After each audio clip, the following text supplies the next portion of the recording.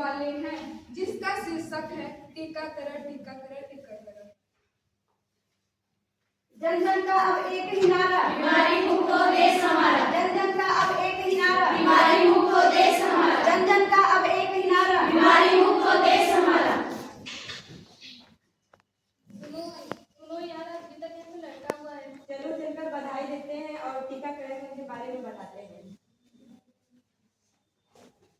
जैसा कि आपने देखा, दो वैक्सीन वालियां जाती हैं गीता जी के यहाँ, जिनके यहाँ लड़का हुआ है, उनको बधाई देने उनके बच्चे के होने पर, और उनको ये समझाने कि टीकाकरण आज के जमाने में कितना ज्यादा जरूरी है, वो करवा लें। आइए देखते हैं आगे क्या हुआ।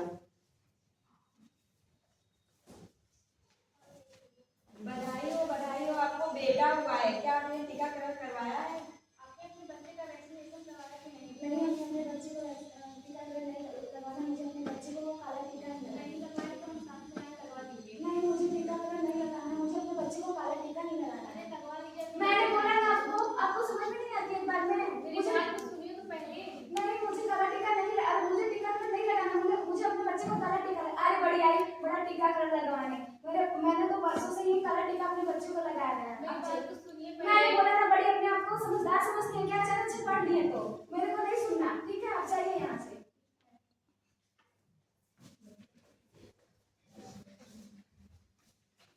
जैसा कि आपने देखा, गई थी वो गीता जी को समझाने कि अपने बच्चे का वैक्सीनेशन करा ले, लेकिन गीता जी समझ नहीं पाई और उन्होंने अपने बच्चे का वैक्सीनेशन नहीं कराया। ऐसे ही धीरे धीरे एक साल बीत जाता है और वैक्सीनेशन न हो पाने के कारण उनका बच्चा बीमार हो जाता है। जब यह बात उनको पता चलती है तो वो वापस से गीता जी के घर जाती हैं उनको समझाने कि वैक्सीनेशन कराना कितना जरूरी है। आइए देखते हैं आगे क्या हुआ। अरे तुम फिर से आ गई? अरे आपके बच्चे को तो लाल हो गए हैं। कोई लालदानी वालदानी नहीं। मेरे बच्चे को माता जी हुई है, मैं अपने बाबा जी को दिखाऊंगी, मेरा बच्चा सही हो जाएगा। चुप कर तू। मैं कोई बाबा के पास नहीं लेकर जाऊंगा, मैं अपने बच्चे को डॉक्टर के पास लेकर जाऊंगा। डॉक्टर साहब देखिए, मेरे बच्चे को क्या हो गया है? इसे तो लाल हुआ है। ये क्या होता है? ये चिकन पॉक्स बीमारी होता है जो बच्चे में बहुत ज्यादा होता है। क्या आपने टीकाकरण करवाया था? नहीं। क्यों नहीं करवाया? अरे डॉक्टर साहब वो आई थी, हमने उसको भगा दिया। क्यों भगा दिया? आपको उनकी बात सुननी चाहिए थी ना, लापरवाही नहीं करनी चाहिए थी। गवर्नमेंट सरकार ने कितने सारे टीकाकरण चलाए हैं जो आपको अपने बच्चे को लगवाना चाहिए था। आपको ऐसी लापरवाही नहीं करनी चाहिए। माफ कर दीजिए डॉक्टर साहब, हमें इसके बारे में पता नहीं था। ठीक है, मैं इसका इलाज कर दूंगी, लेकिन आगे से ध्यान रखना कि अपने बच्चे को टीकाकरण जरूर करवा दें। धन्यवाद।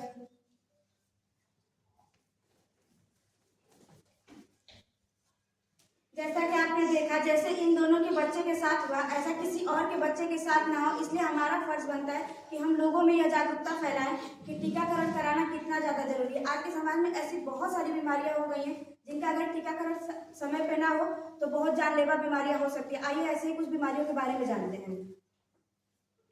मैं पोलियो के बारे में जानकारी देने आई हूँ। पोलियो एक जानलेवा बीमारी है। यह हमारे भारत देश में छोटे बच्चों में देखने को मिलता है। अगर आपके आसपास या परिवार में बच्चा जन्म लेता है तो तुरंत उसका वैक्सीनेशन करवाएं या 15 दिनों के अंदर स्वास्थ्य कर्मी के यहाँ जाके उसका टीकाकरण अवश्य करवाएं। Thank you.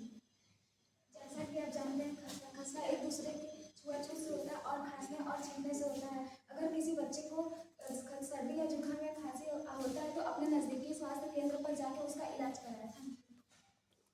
अगला डिजीज है हेपेटाइटिस। हेपेटाइटिस ए के कारण होता है, किसी एज में हो सकता है।